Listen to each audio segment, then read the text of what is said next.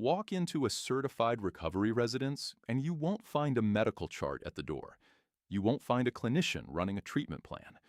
What you'll find is a house, cleaned by the people who live in it, governed in part by the people who live in it, full of people in different stages of recovery, doing the work of getting better together. That's not a lack of resources. It's a deliberate design, and it has a name: the social model of recovery. It's the foundation of every NARR-certified recovery residence in the country and every AARR-certified home here in Arkansas. Let me explain why it works.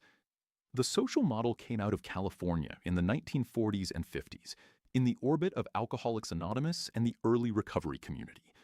It grew up as a response to the limits of the medical model of the time, which treated addiction as a disease to be managed by professionals in clinical settings. And the early recovery community noticed something the clinics weren't capturing. The people most effective at helping others recover were often themselves in recovery. Not because they had clinical training, they didn't, but because they had something a clinician often can't provide: shared experience, mutual accountability, and daily proximity to the real lived work of recovery. Here's the core premise, and it's deceptively simple. Recovery is learned and sustained through daily participation in a community of people doing the same work. Compare that to the medical model. The medical model treats addiction as a disease needing professional intervention. The social model treats recovery as a practice needing community. The medical model relies on credentialed clinicians. The social model relies on peers with lived experience.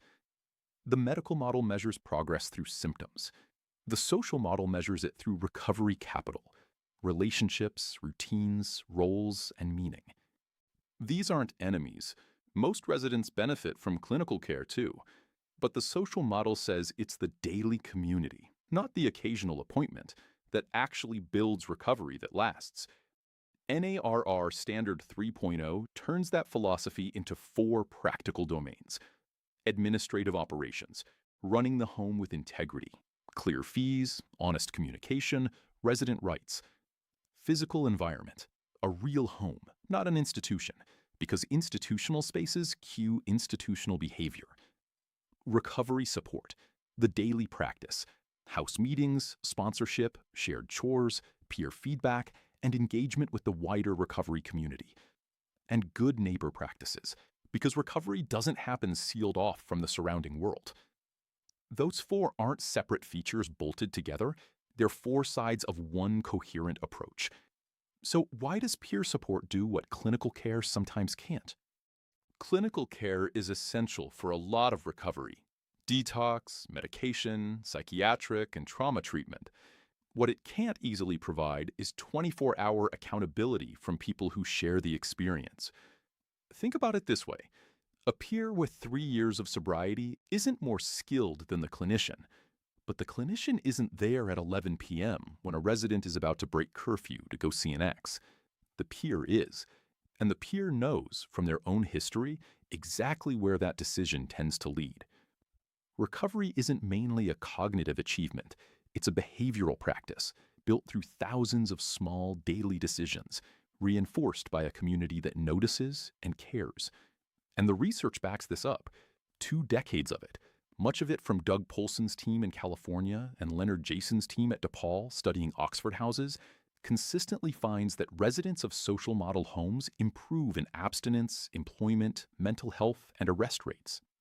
That length of stay is one of the strongest predictors of lasting recovery, and that peer-run homes produce outcomes competitive with far more heavily staffed programs at a fraction of the cost. What matters most isn't amenities or staffing. It's the rules, the peer accountability, the community. That's the whole point of what we're building in Arkansas. Certification isn't just consumer protection. It's giving the social model the structural support it needs to do what it does best: produce recovery that actually holds. The social model isn't new. It's been doing this work for more than 70 years. What's new is the recognition that building our systems of care around it is what the evidence supported all along. The full article is linked below, and if you're looking for a home built on this model, you can find certified homes through the AARR directory.